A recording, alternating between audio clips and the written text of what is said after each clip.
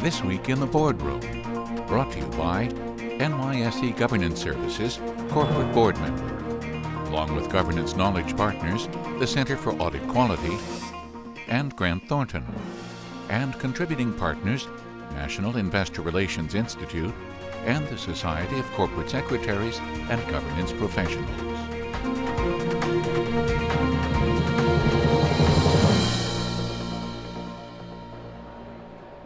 Welcome to this edition of This Week in the Boardroom. I'm TK Kerstetter, Chairman of NYSE Governance Services Corporate Board Member, and once again we have a great show for you this week. We are going to be looking at a chairman's view of board leadership, and who better to join me to talk about this issue than Sheila Penrose, who's the chairman of Jones Lang LaSalle, also a board member with McDonald's Corporation and a private company Data Card. Also, I must say that Sheila is a finalist in the NYSE Governance Services Chairman of the Year, which is an honor in its own right to be selected as a finalist. So we wish you luck. By the time this airs, we will know who that is. And right now I don't know because of a good panel of judges. Also, I must say, Sheila, if there are women out there that want to model themselves after somebody who has demonstrated that they understand this process of being a chairman or a board member, I would certainly recommend you as one of the individuals that they should emulate. So all that being said, there's great expectations from our audience in what you have to say today. Well, thank you. It's good to be here. So the first thing I want you to do is sort of give your perspective on the challenge that one has as a chairman, okay? And how does one put that into perspective to make sure that they are as effective as possible? Well, as you know, TK, I've been chairman of Jones Lang LaSalle, JLL, for 9 years. And the other two boards that you mentioned also have non-executive chairmen. So I've had the opportunity to be in the role and also observe others in the role, and those have been equally valuable.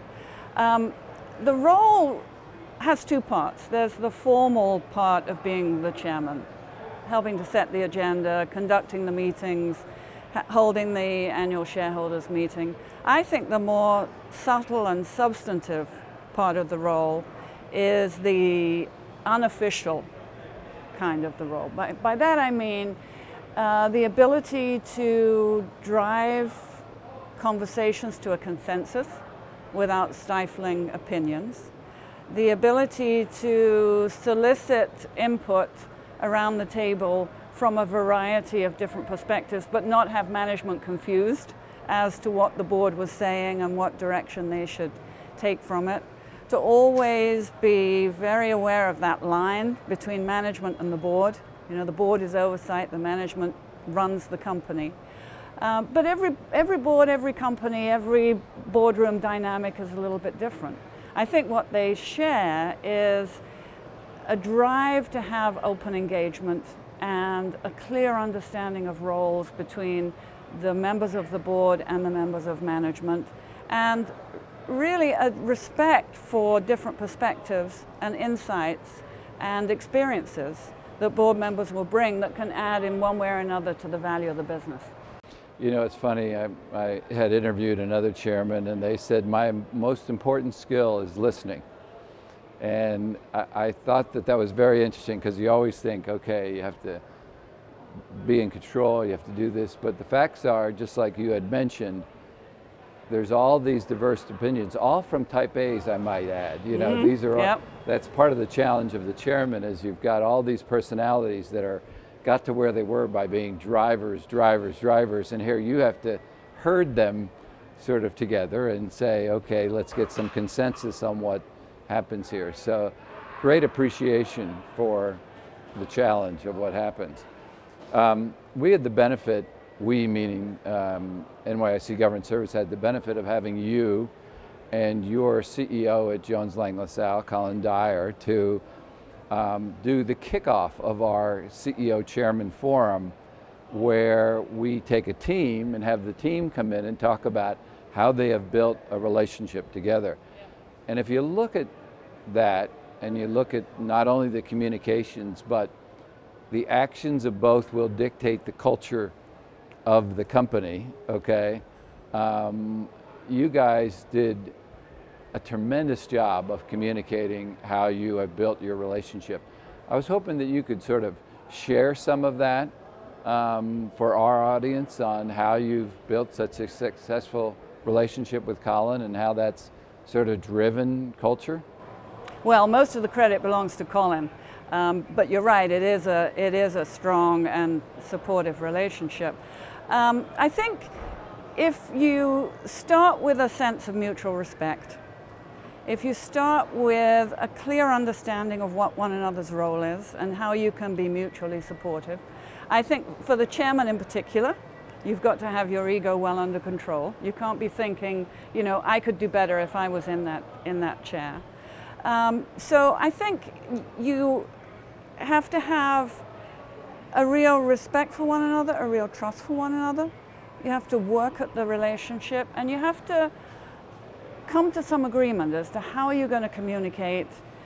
If there's a divisive issue or a difficult issue that the board faces, how are you going to work through that? And you have to make very clear to your management colleagues that you're not going to go around the CEO, and while the CEO will give you access to management, as Colin Dyer does, you're always going to be respectful of that and let Colin know if there have been communications that have gone to other members of the management team.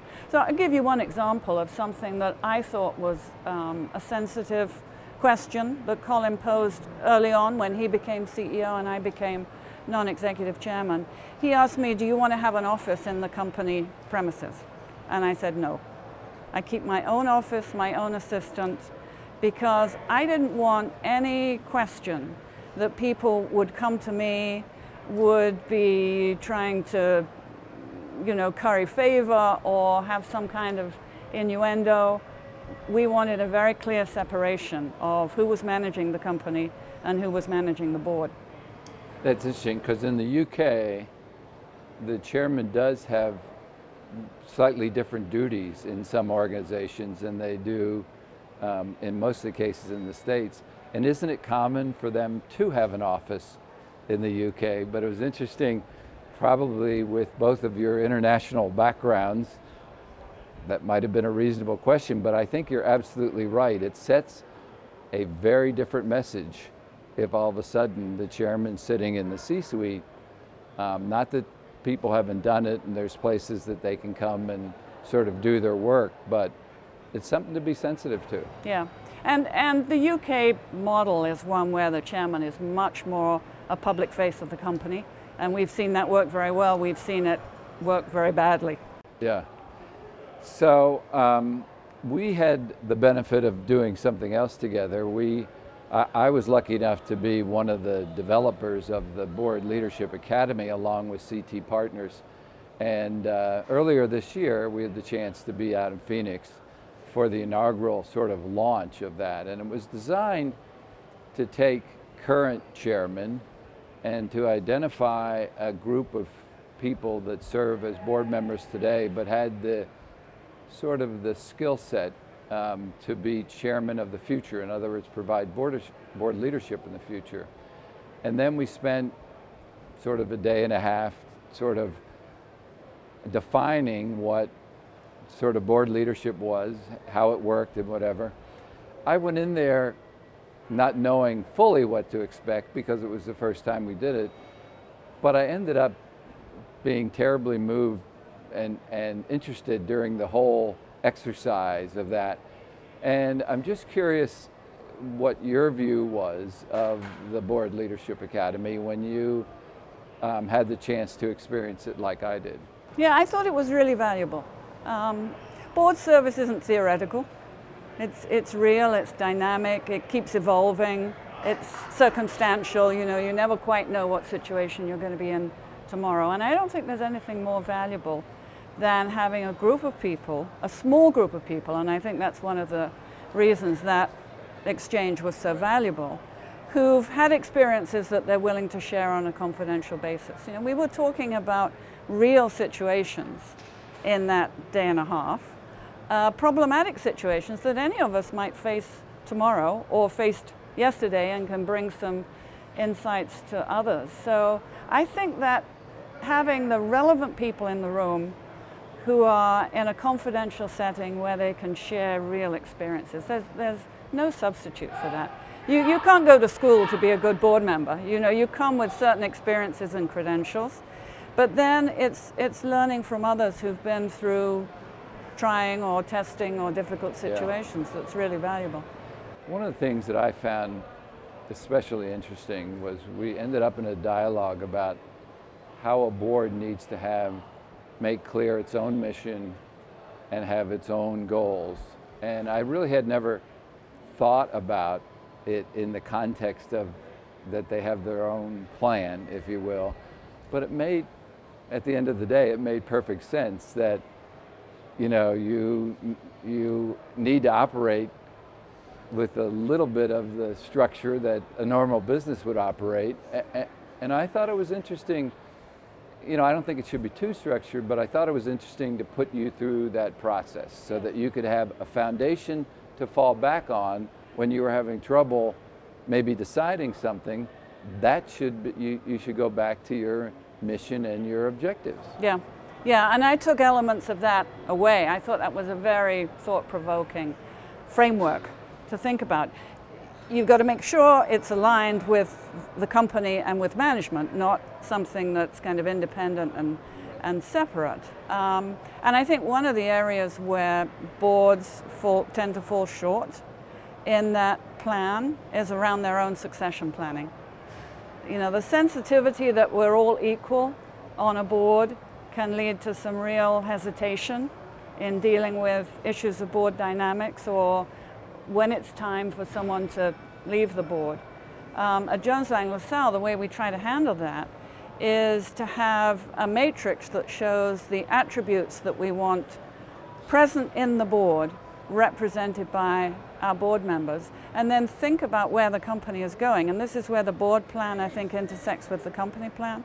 Think about where the company is going and think about what gaps that means for the future for the board. So we just brought onto the board someone who's a specialist in the digital media, because we can see what impact that is having in our industry longer term, and wanted that viewpoint reflected in the room. So that's a nice case of where board planning and company planning were nicely integrated. Well, there's no question that all boards in any study we have want to spend more time on strategy, okay? Yeah. They say, I want less regulation and compliance and more time on that. So it only makes sense that that takes it up to the highest level. So we just have about a minute and a half left, but I wanted to investigate something that you and I had talked about outside of the room here, and that is your involvement in an initiative that's happening related to diversity. You've always been a huge supporter of diversity on the board, diversity of thought, diversity on race, diversity on gender, all the things and all the skill sets that make a diverse board sort of more effective in its thought process. So share with the audience, if you would, what your involvement is. Well, you're right, TK. I'm a strong believer that diversity adds to the effectiveness of the board and therefore the effectiveness for the company. And I think it does take lots of different forms. The particular initiative that I've more recently become involved in is called the 30% Club. Started in the UK back in 2010, led by Helena Morrissey, who is the CEO of Newton Asset Management, so has an investor perspective. Her company is part of the Bank of New York Mellon Group. And from the time that that initiative started in 2010, when there were about 12% board directors in the top companies in the UK that were women, that number has now risen to 22%.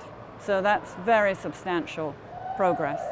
So the 30% Club is now being launched in the US with the same target of getting to 30% women representation as corporate board members. It's a target, not a quota.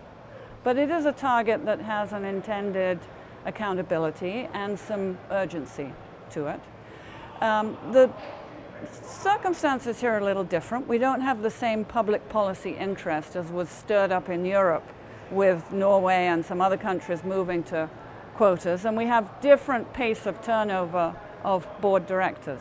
But the objective is the same, to increase the representation of women on boards, and I would say of underrepresented groups generally on boards.